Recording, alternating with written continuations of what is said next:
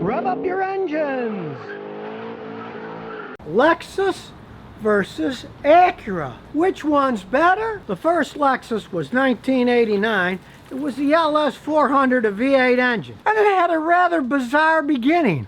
In 1985, Japanese rented a house in Laguna, California. And yes, in this case, truth is stranger than fiction. They were actually studying Americans to see what cars do rich Americans want to drive. And they decided it was a V8 rear-wheel drive car. Now, in 1989, they brought in this LS 400. And by 1991, Lexus was the most sold imported luxury cars in the United States.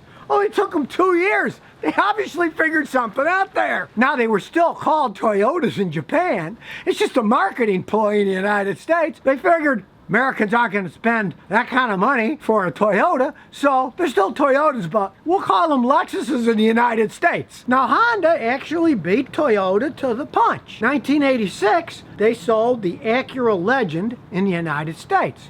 It was their version of a luxury car. They didn't sell Acuras in Japan. They still called them Hondas. They realized, hey, the Americans, they think that Honda are lower end cars and they're not going to pay a whole bunch of money for them, so they just changed the name of their luxury division. Unlike, say, the history of Cadillac, which originally was its own company, Cadillac. Eventually GM bought out them, and now they're just fancy GMs, which aren't such great vehicles in the long run, but Japanese just made the whole thing up. So Acura, they stand alone as the first company to make a true Japanese-American luxury car. And truthfully, when you compare an Acura Legend to the previous Hondas that were little puddle jumper type cars, they're very luxurious cars. I had a lot of customers back then buy Acura Legends. And one of my customers was the first one in Houston to buy one. They love that car. Now, both the Acuras and the Lexuses are pretty well-made cars, but they really come from a different philosophy of car design. So depending which one you want to buy is going to depend on what do you want in a car. For example, a lot of people say a true luxury car has to be rear-wheel drive, like the Lexus. Honda doesn't make rear-wheel drive cars. They make front-wheel drive cars. They're experts at that.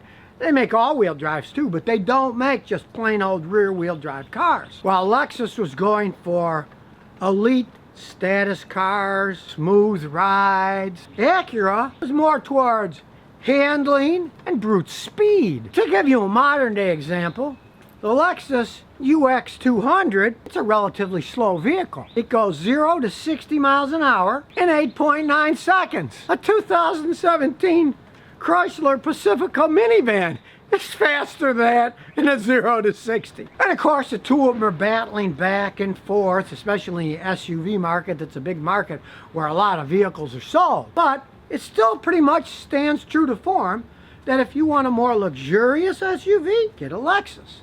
If you want one that's a little more zippy, handles a little better, you can get an Acura. But you have to realize it's a caveat for that. The Acura SUVs, especially the ones that are all-wheel drive, have had a lot of problems with their automatic transmissions. I've had more than one customer with one have the automatic transmission go out on an Acura SUV with the big 6-cylinder engine. Cost them $8,000-9,000 to have the transmission done over. And I have never, ever had a Lexus customer with any of their vehicles ever have an automatic transmission actually go out where they had to have it rebuilt or replaced. And I have customers that have Lexuses that have 350,000 miles on them. A safer bet in the long run is really the Lexus, where Honda, being more of an engine company, even today they make more internal combustion engine each year than any company in the world, have perfected a lot of engine designs for speed, and they did the suspension to handle that speed. Acura and Lexus are just made up names. It's Honda and Toyota. And Toyota, it's got legendary long life. Where Honda, they're known as being really well-built cars too, but they're more slanted on the performance angle. And one thing that you have to realize for both Acura and Lexus is their parts can be very expensive. Switches on the door for the power windows, the master switches, They cost over $400 on those things. And due to the limited production of a lot of luxury cars, there often isn't that big of an aftermarket. So in that case, I told the customer, hey, either go to a junkyard and pray that one's okay, or you gotta buy it at the dealer because nobody else makes that master switch. And in the olden days, the original Legends, those had rubber timing belts, but those V6 engines were interference engines. So if that rubber timing belt broke, pistons hit the valves and goodbye engine. Now only a handful of the older Lexuses had interference engines with rubber timing belts. Most of those were non-interference engines. And today, in most cases, it doesn't really even matter anymore because almost all of the engines have gone back to the better design of a metal timing chain instead of the rubber timing belt. If you really want to go back in history, even before my time, they had timing gears in engines where there were actual gears connecting the crankshaft to the camshaft. So you didn't have to have anything that was flopping around eventually from wear and breaking. But it just cost too much money to make timing gears, and they do tend to be noisier too.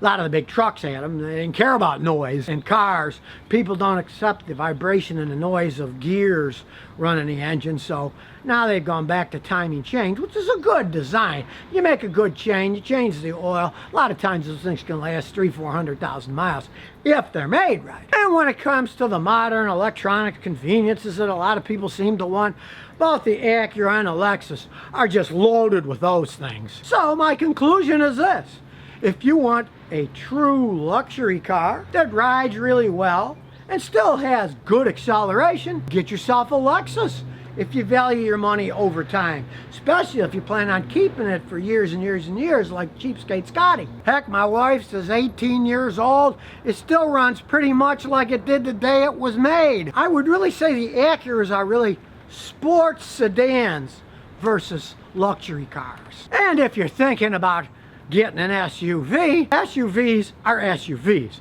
They're based on a truck chassis, really.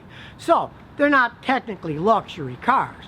But if you want a more luxurious one, get a Lexus. If you want one that's a bit zippier, a little tighter handling, but it won't take bumps quite as well as the Lexus will, get yourself an Acura. But if you're like Scotty and smart, get yourself a used one, because they're extremely expensive new, and you never know what kind of a deal you might find later down the line.